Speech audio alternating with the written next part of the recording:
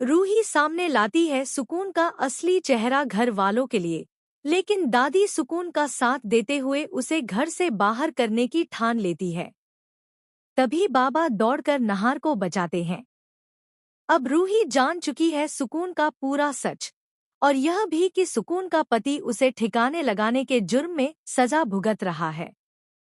रूही ठान लेती है कि वह सच को छुपने नहीं देगी और पूरे घर को सच्चाई बताएगी। लेकिन जब सुकून देखती है कि रूही ऐसा करने वाली है, तो वह सारी अखबार की कटिंग, अपनी तस्वीर और उस डेथ सर्टिफिकेट को छीनकर घर पहुंचती है और सबूत जलाने लगती है। तभी दादी सुकून के कमरे में आ जाती है और सुकून को मजबूर होकर सबूत वहीं छुपाने पड़ते हैं। दादी पूछती है कि क्या उसे वह कंगन मिल गया। सुकून बताती है कि हाँ, उसे मिल गया है और अब वह शादी के लिए तैयार है।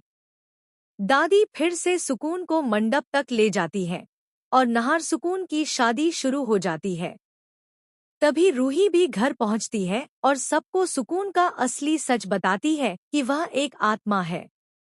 दादी तुरंत रूही को चेतावनी देती है कि अगर उसने फिर से उनकी बहू के खिलाफ कुछ कहा तो परिणाम अच्छा नहीं होगा। रतन रूही को समझाते हैं कि भूत और आत्माएं इंसानों को दिखाई नहीं देती। रूही बताती है कि सुकून को उस पेंटिंग से शक्तियां मिलती हैं, जिससे वह कुछ समय के लिए इंसानों की तरह रह सकती है। घर वाले इसे समझ नहीं पाते, लेकिन रूही बताती है कि उसने जेल में सुकून के पति और घर जाकर सारे सबूत जुटाए थे।